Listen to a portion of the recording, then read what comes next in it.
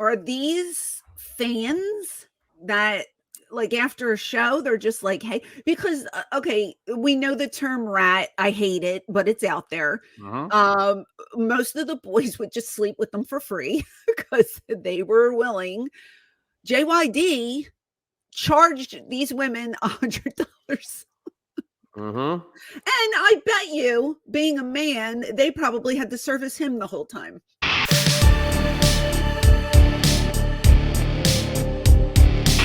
The first one is women paid for a night with the Junkyard Dog.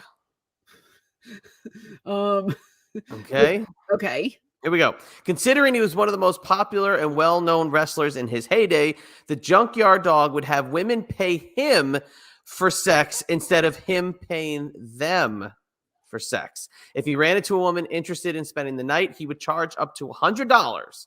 If the woman didn't have the money, he would allow them to find other ways to pay him, such as give him drugs or booze.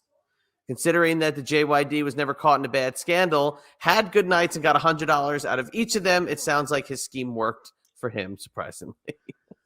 So, okay, I have to ask, are these fans that like after a show they're just like, hey, because okay, we know the term rat, I hate it, but it's out there. Most of the boys would just sleep with them for free because they were willing. JYD charged these women $100. And I bet you, being a man, they probably had to service him the whole time. I've heard this story be told by Tony Atlas. Okay, so it's true. This is allegedly true, according to Tony Atlas. They were, and the story goes that they were looking to score some drugs in the, in the 80s. He was rooming with JYD, and Tony said, "Let's go, buy stuff." And JYD said, "I got a better idea." He goes, "I got some people in the town I can call.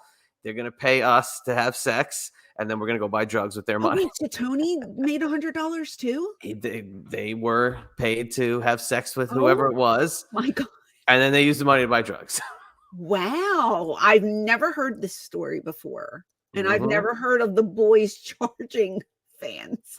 So he was like a reverse rat. He ratted him. He was a rat for the rats. He was like a prostitute. He was kind of a prostitute, or a male prostitute. Both of them were, I guess. A gigolo of sorts. Holy crap.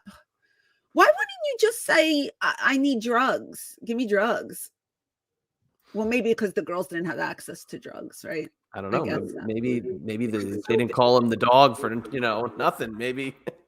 Wow.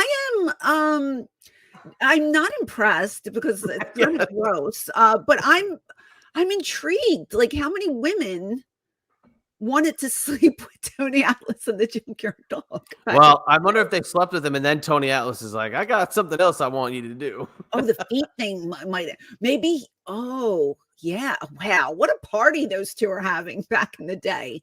Interesting. Yeah, right. Very interesting. I wonder if they got this information from like a shoot video or something. I know that's where I heard it. I heard Tony Atlas tell that. Wow. And it's funny. I just saw Shane did an interview with Tony Atlas for Moose's little fed. This was not brought up. maybe because Shane didn't know to ask him. If we ever get him on the show, I'm going to ask him. Oh my gosh. Hey. So that's one you never heard that one before. Never heard that one. Glad I could. I'm not that old school though, so I. See, I love that era. I love that. Yeah, I wasn't a huge fan back then. I wasn't a fan at all in the 80s. I was a kid, so I didn't care.